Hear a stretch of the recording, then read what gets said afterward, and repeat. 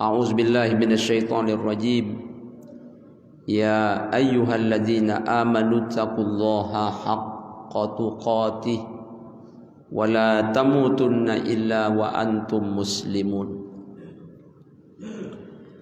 Yang kita muliakan dan semoga dimuliakan oleh Allah Subhanahu wa taala, Bapak Ketua bersama segenap pengurus Masjid Al-Muhajirin yang kita muliakan dan semoga dimuliakan oleh Allah Subhanahu wa taala, Imam Masjid Al-Muhajirin bersama seluruh jamaah kaum muslimin, kaum muslimat rahimakumullah. Terlebih dahulu mari kita persembahkan rasa syukur kepada Allah Subhanahu wa taala dengan mengucapkan alhamdulillahi rabbil alamin atas limpahan rahmat dan nikmat yang telah dianugerahkan oleh Allah Subhanahu wa taala kepada kita. Dengan selalu bersyukur, semoga kita senantiasa mendapatkan tambahan nikmat, keberkahan serta keridhaan dari Allah Subhanahu wa taala. Amin ya rabbal alamin. Kemudian kita perbanyak salawat beserta salam. Kita mohonkan kepada Allah Subhanahu wa taala semoga senantiasa dilimpahkan kepada Nabi Muhammad sallallahu alaihi wasallam. Kita ucapkan Allahumma salli ala sayyidina Muhammad wa ala ali sayyidina Muhammad. Dengan seringnya kita bersolawat, semoga kita mendapatkan syafaat di hari kiamat nanti. Amin ya rabbal alamin. Kaum muslimin, kaum muslimat rahimakumullah. Tausiah kita pada subuh kali ini membahas satu doa. Doa ini adalah doa dari Rasulullah sallallahu alaihi wasallam, yang mana beliau ajarkan kepada kita untuk kita amalkan dalam kehidupan kita sehari-hari. Doa ini di mana kita memohon perlindungan kepada Allah Subhanahu wa taala dari 8 hal. Yang apabila 8 hal ini ada pada diri seseorang, maka hidupnya tidak akan tenang. Tidur tak nyenyak, makan tak enak, bahkan ibadah pun susah nak khusyuk. Kalau makan tak enak, tidur tak nyenyak, itu masalah kecil. Yang menjadi masalah besar kalau ibadah pun tidak khusyuk.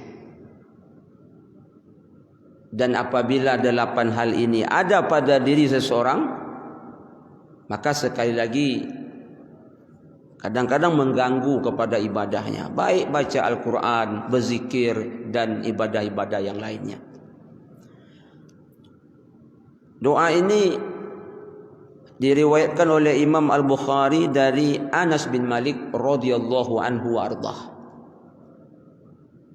Dan mungkin jemaah yang hadir sudah hafal dengan doa ini. Doa ini sangat familiar, sering kita baca. Kalaupun bukan kita yang bacanya, mungkin sering kita dengar kaum muslimin, kaum muslimat yang membacanya. Apa doa tersebut? Bismillahirrahmanirrahim.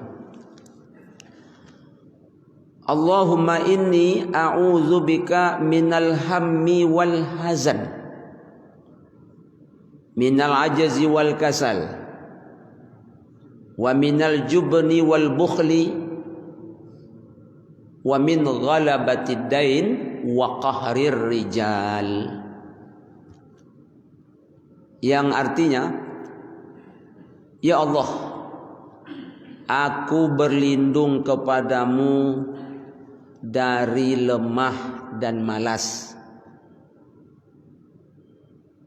Ya Allah, aku berlindung kepadamu dari resah dan sedih. Aku berlindung kepadamu ya Allah dari pengecut dan bakhil. Kemudian aku berlindung kepadamu ya Allah dari lilitan hutang dan perasaan ditekan oleh orang. Jadi dalam doa ini ada 8 hal kita memohon kepada Allah supaya kita dilindungi. Kaum muslimin, kaum muslimat, siapa yang paling tenang jiwanya? Yang paling tenang jiwanya Rasulullah SAW. Siapa yang paling aman, nyaman, damai dalam hidup ini? Sekali lagi Rasulullah SAW. Tapi walaupun demikian, beliau mengamalkan doa ini setiap hari.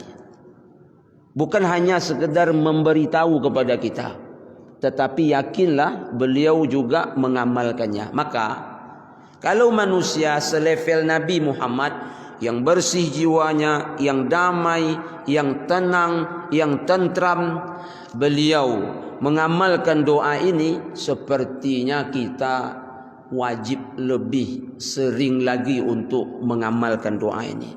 Apa sebab? Hati kita ini sering gundah, sering galau dan lain-lain sebagainya. Maka insya-Allah dengan doa ini hilanglah perasaan-perasaan yang seperti itu. Baik, semoga Allah mudahkan. Kita akan bahas satu persatu. Yang pertama, kita bermohon kepada Allah Ta'ala dari ham. Apa itu ham? Ham di sini perasaan resah, gelisah, tak tentu arah.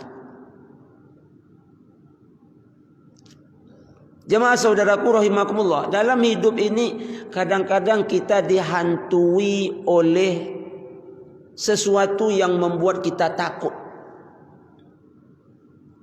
Dihantui perasaan ini oleh hal-hal yang membuat kadang-kadang kita itu tak semangat dalam menjalani hidup. Jemaah, apabila berkaitan dengan masa yang akan datang, ini disebut dengan ham. Kalau yang kita takutkan itu berkaitan dengan masa-masa yang telah berlalu, ini disebut dengan hazan. Maka dia berpotensi melahirkan rasa sedih. Jadi sekali lagi, beda ham dengan hazan. Kalau ham, kita membayangkan yang tak baik bakal menimpa kita di masa-masa yang akan datang. Kalau hazan, kita terkenang masa lalu yang membuat kita takut dan segala macamnya, lalu melahirkan rasa sedih. Baik kaum muslimin, kaum muslimat rahimakumullah. Apa contohnya kalau ham ini dalam kehidupan? Ada orang dia stres, depresi, memikirkan apa yang bakal akan terjadi dalam hidupnya. Pak Ustaz, apa Pak? Stres ya Pak Ustaz, stres ya. Apa yang membuat Pak stres? Saya Pak Ustaz tak lama lagi pensiunnya. Kapan Bapak pensiun? 5 tahun lagi. Sangka Wak besok pagi. Karena katanya dia stres. Rupanya 5 tahun lagi. Masih lama. Lalu apa yang membuat Bapak stres, depresi? Iyalah Pak Ustaz, anak-anak masih kecil. Nanti kalau pensiun, anak itu masih SMP, SMA, bahkan mau masuk perguruan tinggi.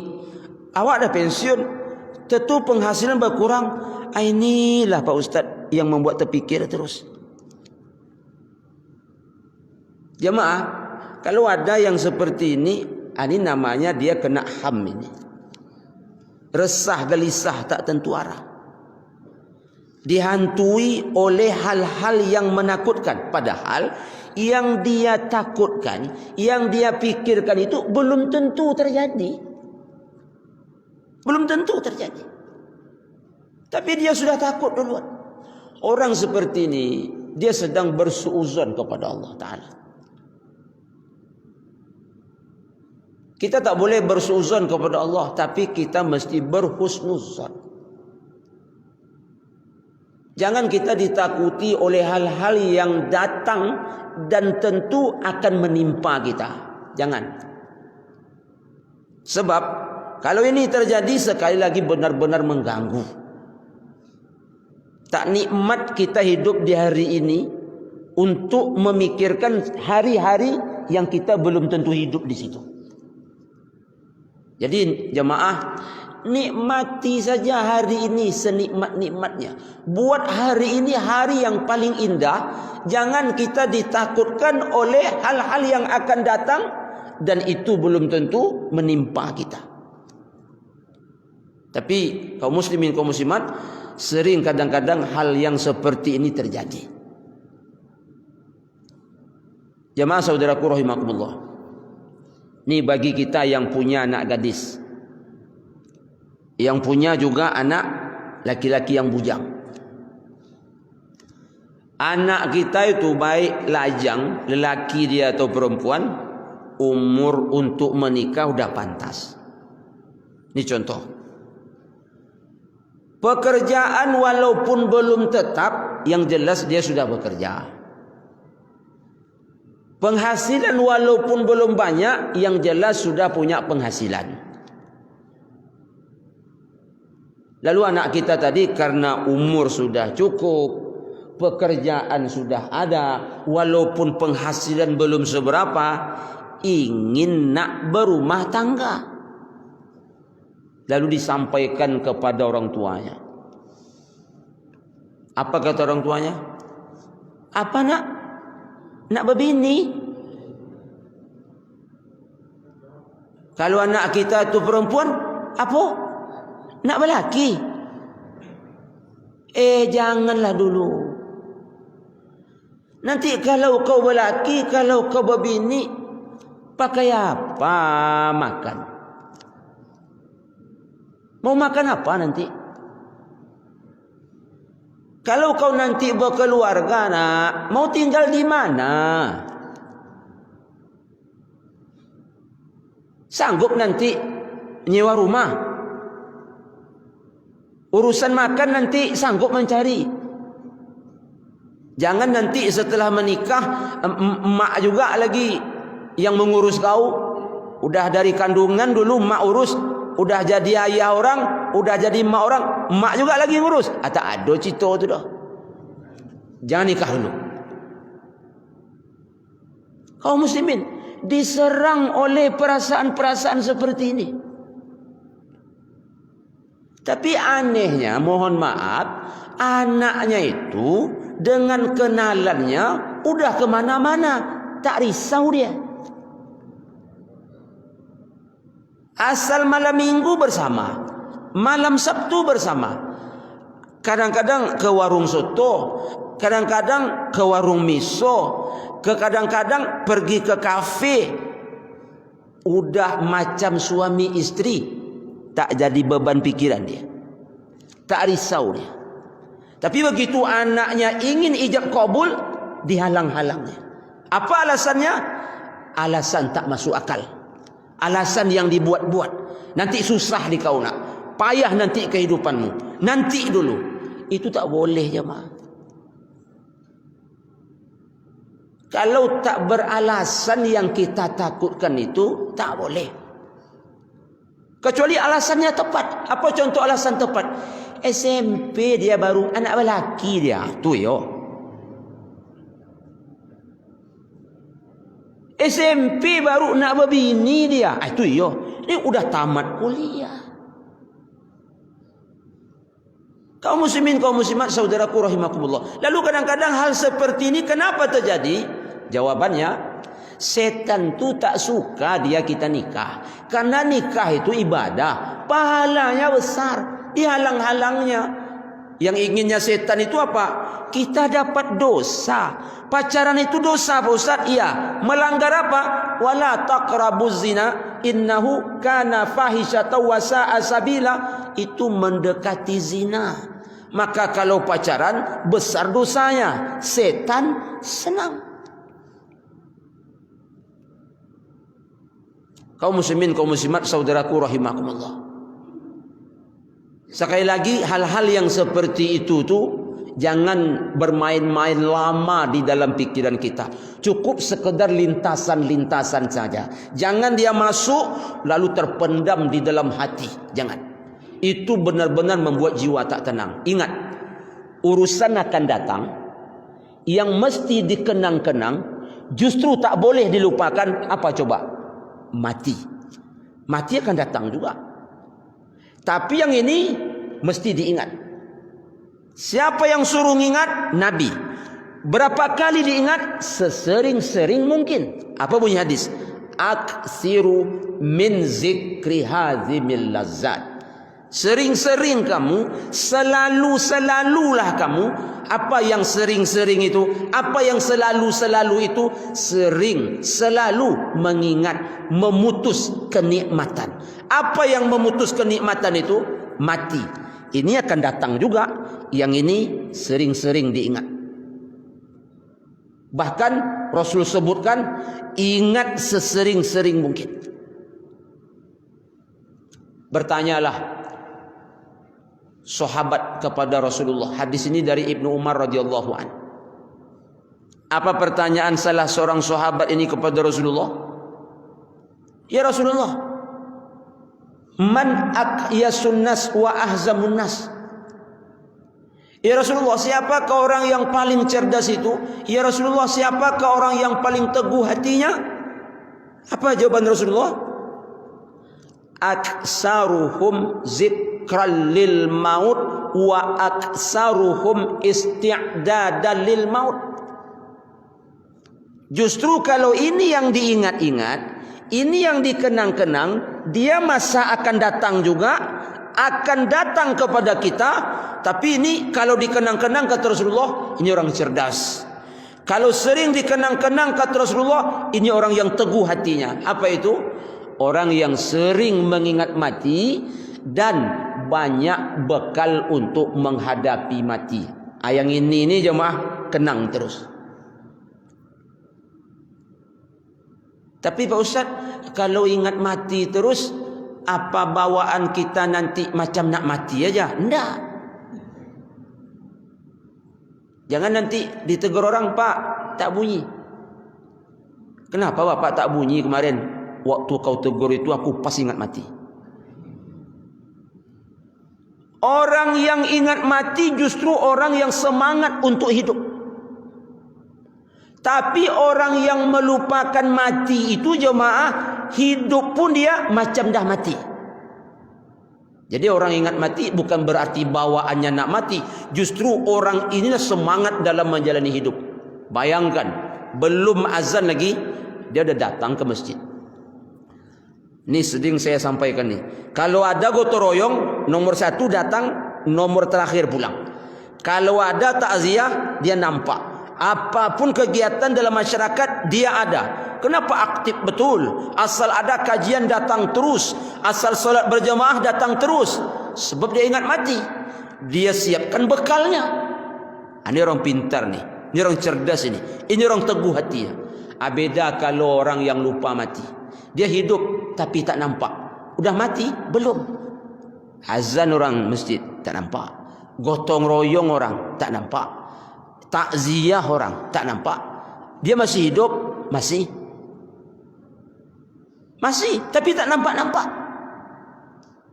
Yang ini jemaah sekali lagi kita ingat. Apalagi Pak Ustaz yang kita ingat? Kenang-kenang kita ini nanti husnul khotimah atau su'ul khotimah. Itu perlu dikenang-kenang itu. Perlu diingat-ingat itu. Nanti kalau kita sudah mati, kan masuk kubur ini. Jemaah, ingat, datang malaikat bertanya, kira-kira dapatkah kita menjawab atau tidak? Saya Pak Ustaz, kalau urusan pertanyaan malaikat, saya yakin dapat Pak Ustaz. Kok yakin betul? 3-nya. Dah tahu pula saya pertanyaannya Pak Ustaz. Sekalian dengan jawabannya. Kalau itu saya tak pusingkan lagi Pak Ustaz. Jangan disangka nanti dalam kubur tu pikiran kita seperti sekarang. Kalau seperti sekarang, tak perlu kita banyak-banyak bekal. Karena apa? Pertanyaan dan jawaban kita dah hafal semua. Ingat, urusan itu nanti bukan urusan hafalan, tapi urusan amalan. Ingat-ingat yang itu. Lalu nanti kuburan kita sempitkah atau lapang? Ingat-ingat. Ini mohon maaf ya maaf. Orang sekarang asyik menambah rumah. Bagaimana supaya indah. Sampai-sampai rumahnya udah di atas tanah tetangga ya. Asyik lebar kanan, lebar kiri. Tambah depan, tambah belakang. Tak peduli kalau rumahnya itu udah di atas tanah tetangga. Umur dah berapa? Mohon maaf jangan tersinggung. Umur 65. Tapi asyik menambah-nambah rumah yang tak lama lagi akan ditinggalkan. Lupa membangun rumah yang suatu hari nanti dia tinggal di situ. Apa? Kuburan. Jangan asyik memikirkan rumah sekarang, tak lama kita tinggalkan lagi. Kuburan itu yang kita pikirkan. Sempit nanti lapang ya, sempit lapang ya. Ini masa akan datang semua, itu mesti dipikirkan. Ini syarat-syarat mati udah ada sama dia semua, tak juga terkenang mati. Apa maksud Pak Ustaz syarat mati itu? Umur dah pas, asam urat dia punya juga, asam lambung punya juga. Apa boleh Pak Ustaz? Komplikasi dah. Semua dah punya, dah lengkap syaratnya. Nunggu hari main aja lagi. Lupa juga lagi memikirkan mati yang enak. Yang dia pikirkan macam mana hidup ini enak. Padahal sekali lagi saya katakan mohon maaf, syarat dah lengkap semua. Tinggal menunggu tombol aja lagi. Asal tekan tombol itu lewat. Yang itu tuh kenang jemaah. Apalagi Pak Ustaz yang akan datang yang mesti kita kenang. Apalagi setelah bangkit dari kubur. Nanti di mahsyar macam mana nasib ini? Kalau nanti diserahkan kitab catatan amal dengan tangan kanan ngambil atau tangan kiri. Nanti saat ditimbang lebih berat kebaikan kita atau yang lebih berat itu kemaksiatan kita. Waktu meniti sirat nanti gagal atau selamat. Jemaah, yang ini akan datang juga tapi mesti diingat-ingat. Tapi bagaimana nanti pensiun? Bagaimana nanti anak kalau sudah menikah? Bagaimana nanti begini? Yang itu tuh Allah dah atur semua. Kaum muslimin, kemudian yang berikutnya Rasul mengajarkan kepada kita berlindung kepada Allah dari hazan. Hazan itu apa? Sedih. Maknanya teringat masa lalu yang suram, yang kelam, lalu karena mengingat itu muncul kesedihan. Jemaah masih ingat tak? Mulai dari pasar pagi Arengka sampai ke UIN Susko di tahun 90-an, apalagi tahun 80-an. Masih ingat kan? Apa itu? Masih banyak perantauan. Masih banyak kayu-kayu besar di pinggir jalan. Tidak sepadat sekarang. Masih ingat ya? Saya baru ke Pekanbaru nih tahun 96. Apalagi jemaah yang tinggal di Pekanbaru sejak tahun 80. Apalagi sejak tahun 70. Mulai tahun yang saya tinggal aja lah. Tahun 90. Itu mulai dari pasar pagi Arengka sampai ke pasar pagi Selasa sampai ke UIN, itu pinggir jalan masih banyak kayu-kayunya. Riau Pos itu dulu kalau tak salah banyak batang akasia situ. Purwodadi itu. Di depan Babu Salam itu kaum muslimin kaum muslimat, kalau tak salah ada somel. Masih banyak ketika itu pohon-pohon besar. Apalagi SM Amin. Kok sampai ke situ Pak Ustaz? Begini ceritanya. Waktu itu tanah 10.000 semeter. Berapa semeter? 10.000. Lalu berceritalah bapak itu. Kesal saya Pak Ustaz, kesal. Apa Pak? Dulu Pak Ustaz, tanah ini 10.000 semeter ya Pak Ustaz. Padahal piti ada waktu itu Pak Ustaz, mengapulan ndak ambo boli Pak Ustaz. Demak, mengapulan ndak ambo boli. Yang ngapun ndak apa boli. Aso-aso ndak kan condo iko si kodo Pak Ustaz. Pak Ustaz tahu ndak? Kini 5 juta semeter. Ini kan masa lalu. Ini tak perlu diingat lagi ni. Tapi ada orang seperti ini banyak. Ada jemaah saya, tahu jemaah Citraland yang di Prodadi itu, belakang gedung Geraha Pena itu, yang perumahan itu 1 hektar berapa jemaah? 6 juta tuh. Jadi dia bercerita, Pak Ustaz, lah datang orang punya tanah tu kambo Pak Ustaz, jo suwe-suwe 6 juta, deh nak jadi boli waktu itu dia panjang. Sempat dan boli waktu itu Pak Ustaz kayo dan kini. Itu hazan namanya. Memikirkan yang telah lalu, yang takkan datang lagi. Untuk apa? Menambah rasa sedih, menambah rasa kecewa, menambah rasa iba. Kamu muslimin, kaum muslimat, atau meninggal orang yang kita cintai. Dan ini banyak terjadi. Sehingga memikirkan masa depan dia juga, dan yang dia bayang-bayangkan yang jelek, mengenang masa lalu ya juga, yang dia kenang-kenang itu juga yang jelek. Banyak orang gilo gara-gara ini jemaah. Stres. Banyak. Kaum muslimin, kaum muslimat, Pak Ustaz, anak saya umur 7 tahun Pak Ustaz. Udah hafal Al-Quran 30 juz. Suaranya mantap, anaknya ganteng, tapi sudah meninggal Pak Ustaz. Kalau hiduplah anak saya itu Pak Ustaz sampai 2020 ni udah 15 tahun umurnya Pak Ustaz, mungkin dah hafal Al-Quran 30 juz. Orang seperti ini dia sedang melawan Allah. Dia tak ridho dengan ketentuan Allah. Kenapa diungkap-ungkap juga lagi? Tapi ada yang seperti ini, ada. Itu namanya hazan.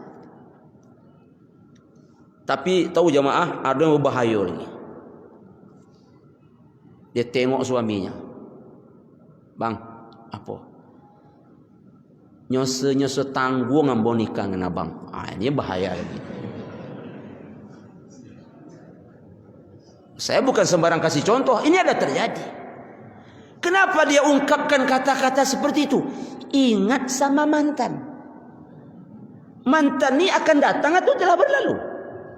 Yang namanya mantan itu telah lalu. Mantan apa yang dia ingat? Mantan kawan SMP-nya, mantan kawan SMA-nya, sampai ke kuliah. Sekarang hidupnya sudah sukses. Dengan suaminya sekarang agak tergendeng-tergendeng hidupnya. Tapi tak karam, tergendeng aja baru. Lalu dia bilang seperti itu. Nyenyenyo setanggung dengan abang-abang. Kenapa dia ungkapkan kata seperti itu? Dia ingat masa lalu.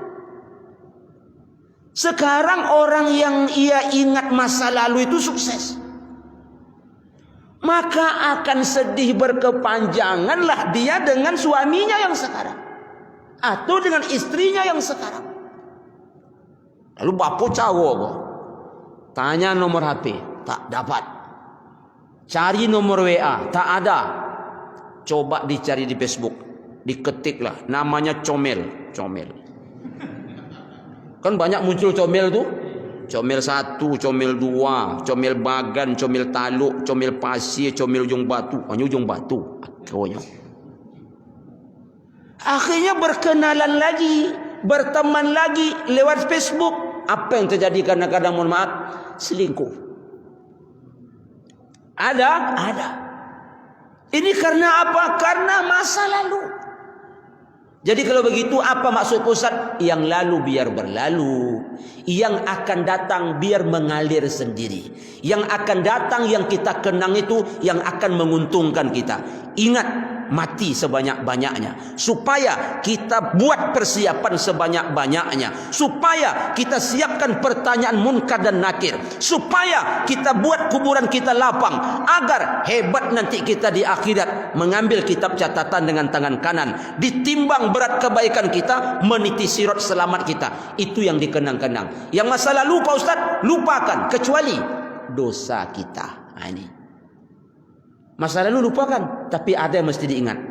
Dosa ingat-ingat. Kenapa dosa diingat Ustaz? Supaya kita ulang terus istighfar kita. Kita ulang terus taubat kita. Apa sebab? Taubat yang kemarin, istighfar yang dulu, belum tentu lagi entah Allah terima, entah Allah tolak. Ulang terus. Dosa itu masa lalu. Kita udah minta ampun, udah. Kita udah istighfar, udah. Cuma persoalannya entah Allah ampuni, entah belum. Lalu ulang terus. Lalu hal yang seperti ini menimbulkan kesedihan. Ini kesedihan yang bagus. Jika perlu bukan sekedar bersedih, tapi benar-benar bersedih. Meleleh air mata mengingat ini. Oh, ini air mata hebat. Ainani la tamassahuman nar. Dua mata yang tak disentuh oleh api neraka. Mata siapa? Mata yang menangis. Mengapa menangis? Takut kepada Allah. Teringat dosa-dosa masa lalu, muncul rasa sedih, lalu takut, meleleh air mata. Maka mata-mata seperti ini tak akan disentuh oleh api neraka. Padam api neraka oleh karena air matanya. Jemaah saudaraku rahimakumullah, itu yang nomor 1 dan nomor 2. Sekarang nomor 3 dan nomor 4. Apa bunyinya? Doa Rasulullah yang dia ajarkan kepada kita. Minal ajzi wal kasali. Aku berlindung kepada Engkau ya Allah dari lemah dan malas. Apa beda ajzi dengan kasali dalam doa ini? Ajzi atau al-ajzu yang maknanya lemah di sini, maksudnya siapa dalam hidup ini tidak ingin sukses? Semua ingin sukses. Tak ada orang dalam hidup ini ingin gagal. Tapi kadang-kadang bertemu juga dengan kegagalan. Nah, kalau kita gagal karena kita lemah, itu disebut dengan ajzu. Artinya apa Ustaz? Kita mau tapi tak mampu. Itu namanya ajzu. Kita mau tapi tak mampu, membuat kita tak akan bisa sukses juga. Membuat kita bakal akan gagal juga. Walaupun kita mau tapi tak mampu. Ini namanya ajzu. Pak Ustaz, kalau al-kaslu, kita mampu tapi tak mau.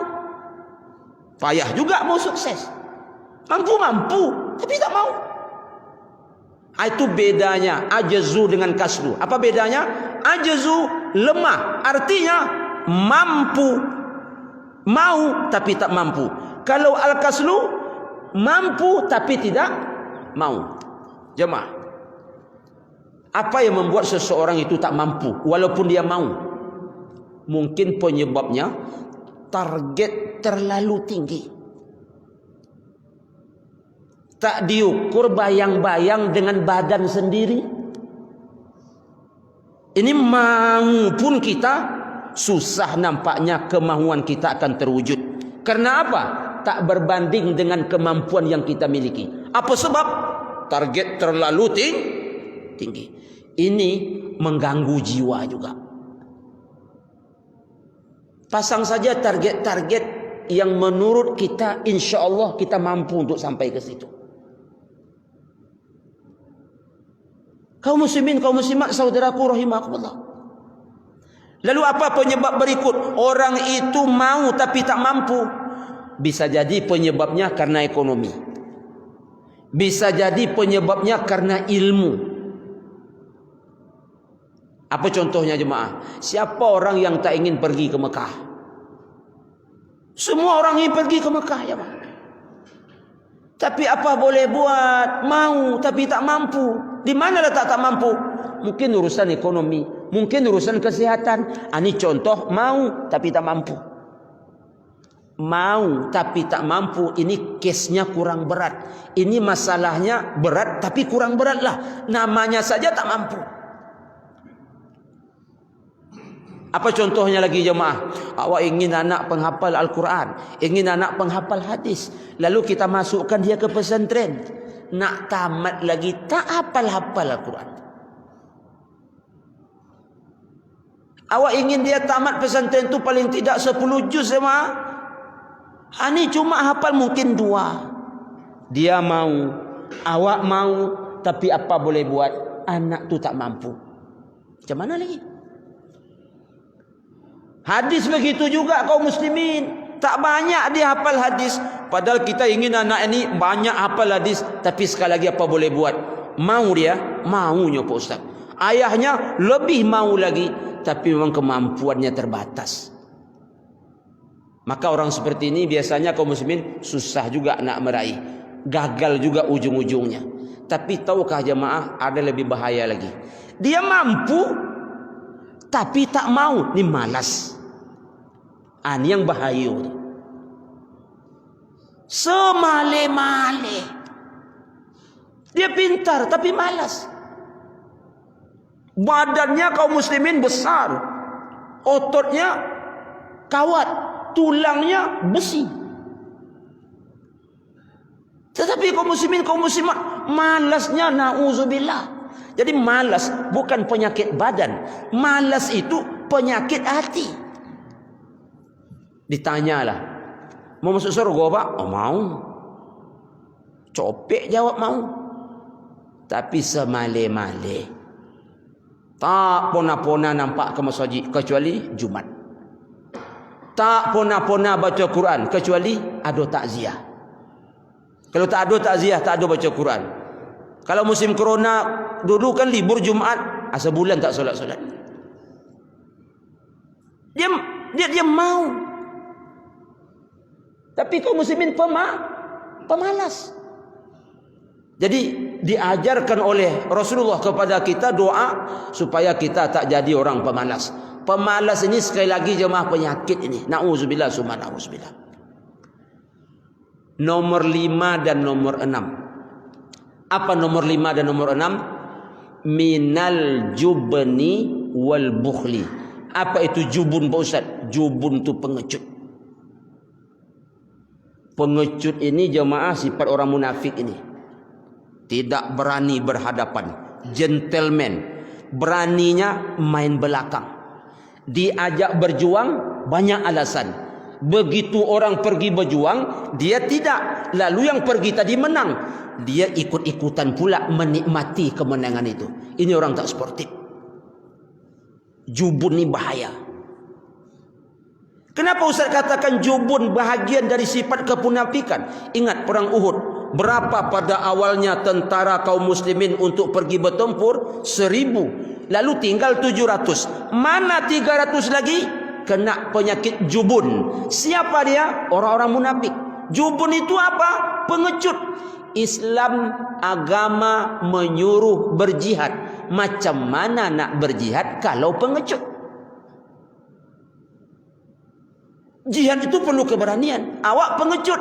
Makanya 300 tadi balik kanan. Yang berangkat cuma 700.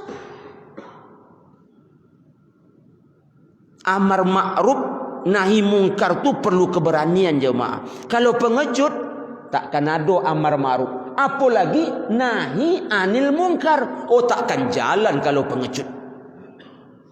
Takkan jalan. Macam mana nak jalan pengecut?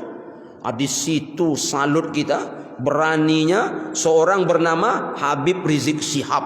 Kita akui dia berani. Dia berani. Tapi orang macam ini tak banyak. Kita termasuk orang macam ini? Tidak. Kenapa? Maaf, jangan tersinggung. Awak pengecut. Walaupun kita tidak satu barisan dengan beliau, apalagi barisan kita di depan barisan beliau, paling tidak doa-doa kita kaum muslimin adalah untuk beliau. Paling tidak ada doa kita untuk beliau. Kalaupun kita tak sanggup bersama-sama. Karena dalam agama ini perlu orang berani-berani. Apa penyebab Ustaz sampaikan seperti itu? Kalau Nabi Muhammad tu pengecut, Islam tak akan sampai ke Pekanbaru. Nabi Muhammad tu berani, jemaah. Asy-syuja', berani. Apa bukti berani Nabi? Wah, sangat banyak buktinya. Jangan dipandang gampang menyiarkan Islam itu. Yang dihadapi orang berduit, yang dihadapi para pembesar, yang dihadapi orang-orang yang luar biasa terkenalnya dalam masyarakat. Itu yang mau dihadapi. Bayangkan kalau mental ciut, nyali kecil, menengoknya saja udah mundur. Terbayang kalau jemaah beraninya Nabi. Yang dihadapi selepel Abu Lahab, paman sendiri. Yang dihadapi selepel Utsbah bin Rabi'ah, Syaibah bin Rabi'ah. Terbayang kalau jemaah, itu luar biasa beraninya. Pernah pada suatu malam di kota Madinah itu bunyi suara besar menggelegar.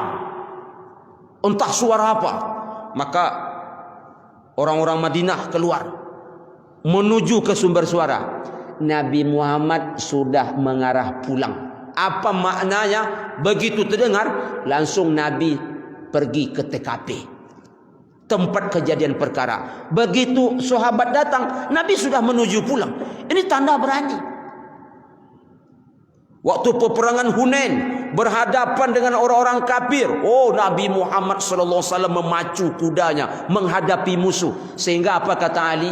Kami kalau berperang, kalau dah gawat betul keadaan, kami berselindung di belakang Nabi Muhammad SAW.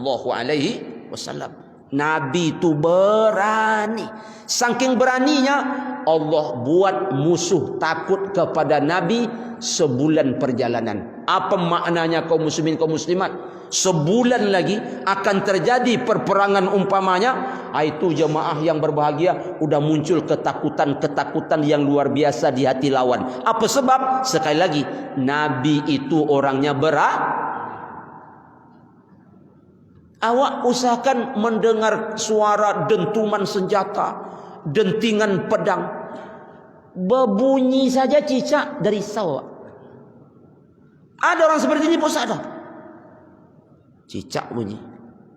Apa hubungan cicak bunyi dengan nasib? Kalau di pintu kanan, ini tandanya. Kalau di pintu kiri, ini tandanya.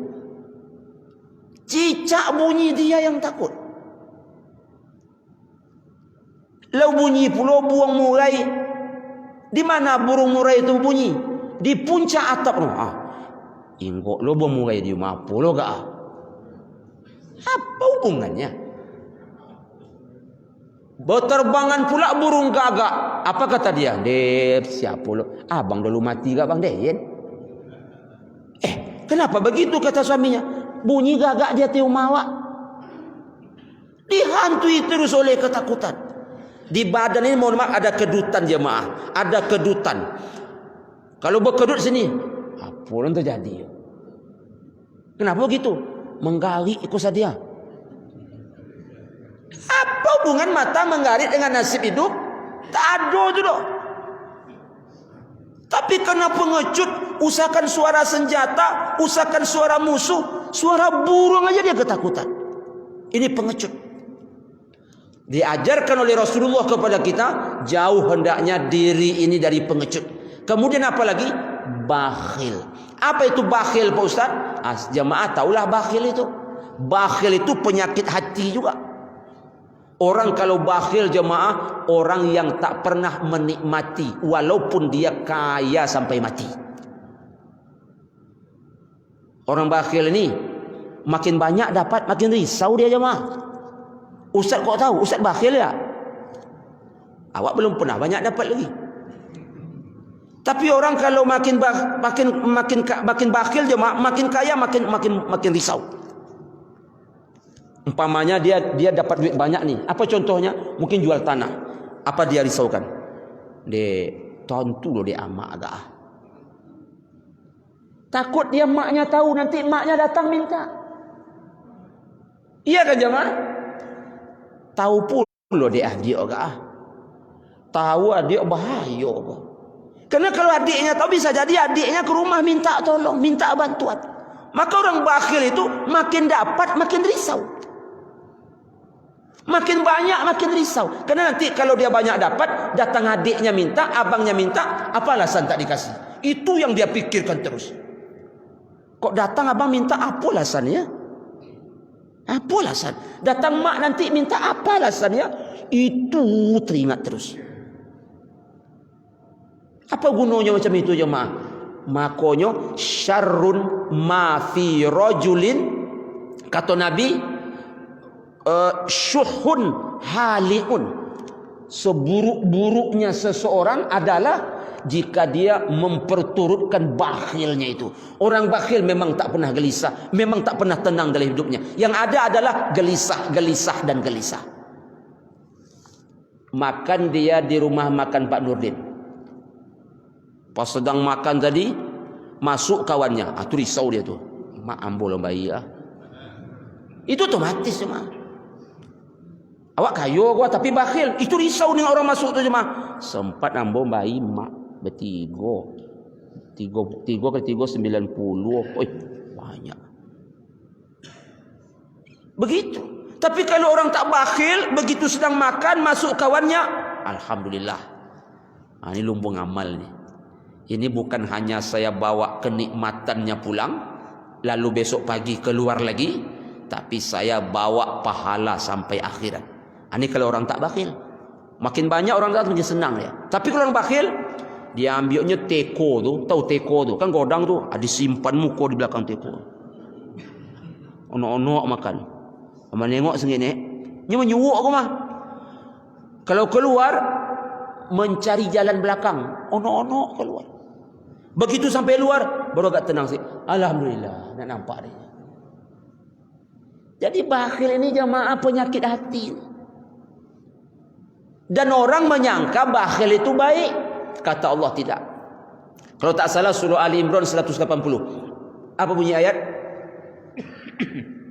Wala yahsabannal ladzina yabkhaluna bima atahumullahu min fadli huwa khairal lahum bal huwa syarrul lahum. Jangan sekali-kali menyangka orang-orang yang bakhil dengan harta yang Allah berikan kepada mereka dari sebahagian karunia-Nya, menyangka bakhil itu baik. Tidak, kata Allah, bakhil itu buruk. Apa keburukan dari bakhil itu? Harta yang mereka bakhilkan itu nanti dikalung Allah di lehernya. Dalam hadis Nabi riwayat Imam Al-Bukhari, dikalung menjadi apa Ustaz? Menjadi emas. Menjadi emas, alhamdulillah lah. Beruntung awak bakhil. Dikalung menjadi ular besar. Harta kita tu dibuat ular besar oleh Allah, digantungkan di batang lehernya. Mak muat itu Pak Ustaz. Apa yang susah bagi Allah? Dalam hadis itu Nabi menyebutkan pula, ular besar yang ada di leher tadi pandai pula bercakap itu. Haza maluk, haza kanzuk. Aku hartamu, akulah simpananmu. Maka jemaah, jangan bakhil. Jangan bakhil. Kalaupun bakhil sikit-sikit aja lah. Ini bakhil betul. Bakhil betul. Bakhil sesikit tak apalah. Apa contoh bakhil sesikit Pak Ustaz? Ya, kita ni pasti punya bakhil semua je mah. Tapi cuma sikit ya. Jangan banyak betul. Karena orang kalau kita bakhil, tak ada elok doa awak ke awak dah jemaah. Tak ada elok doa awak ke awak. Berbuah mata awak. Nak patah dah handek buah leh. Itu ndak kita kasih tetangga. Tak mungkin doanya seperti ini. Ya Allah makin lebat lah hendak. Tak ada doa. Yang ada mati ndak mata capek ya Allah. Itu pasti. Kalau doa mata mati nak apa? Kau awak ni doa mati. Mati dapat tu capek ya Allah hanya. Nak ada elok doa orang ke awak. Jadi orang tu nak peduli dia dah. Nak buat doanya lantak lah itu yang pontong puy hati yang kata. Yang nomor 7, nomor 8 terakhir, dari berutang dan perasaan ditekan orang. Berutang juga merisaukan. Jamaah, kalau dapat hutang ini opsi terakhir lah. Berutang boleh, Pak Ustaz? Boleh. Saya ulangi, berutang boleh. Tapi kalau dapat berutang ni buat opsi terakhir. Tapi bukan dilarang. Asal mau bayar, jujur silakan. Tapi jangan dijadikan kebiasaan. Karena ada orang jamaah, mau maaf, duit punya, nyanyinya hutang. Janganlah. Yang paling bahaya dia tak mampu. Tapi semua keinginan dilayani. Apalagi kebutuhan. Apa yang terjadi? Mohon maaf. Mulai dari depan rumah sampai belakang hutang. Kursi, hutang. Lemari, hutang. TV, hutang. Kompor, hutang. Kulkas, cik bini dan kes.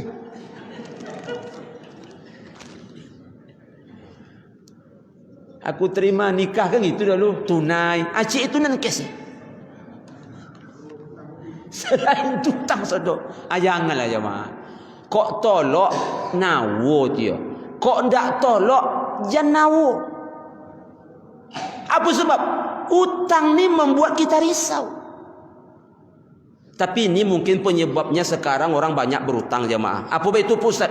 Nyo sekarang yang risau bukan orang berutang, orang membayar hutang. Sekarang yang risau terbalik, bukan kita yang berutang, orang yang membayar. Apa kata orang yang bila dah dibayar di apa? Orang yang berutang slow ya. Gaya nyolong ngerotak apa tu? Apaknya minta utang apa nak? Terbalik gini. Waktu berutang selambut-lambut gigi, usahakan bibir gigi lambut. Sepandai-pandai. Bila ibu bayi ibu, kalau ibu berutang ke ambo, kini hari apa kini kok? Minggu, Selasa lu paling lama. Mungkin tak sampai senonyan gak? Kok minggu lagi nyen senonyan boleh utangnya esok lagi tunggu esok pagi. Tapi ni gayanya. Awak kesianlah menengok dia. Aku lah bu. Jemaah singkat cerita kita kasihlah. Senin datang, kita tak telpon dia karena dia janji Selasa. Walaupun katanya paling cepat Senin. Okey Selasa ajalah. Selasa kita telpon lah. Bu, bapa cowoknya.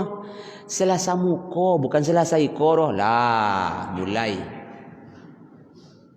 Nyo memang tak bersobik tanggal tak kodoh Selasa. Itulah Selasa lo cik. Bu, bapa cowok. Selasa muka lah ya. Kau muslimin besok telpon lagi. Tak angkat lagi. Nomor tak aktif lagi, WA tak balas. Besok bertemu dengan dia, awak minta, dia pula marah. Tahu saya nyebut, saya bayar nanti. Tenang ya lah. Dia pula yang menggertak awak. Akhirnya besok begitu bertemu dengan dia, bukan dia menghindar, awak pula yang menghindar. Sogan kok di koton awak dia minta utang. Akhirnya awak menghindar. Ujung-ujung tak dibayar.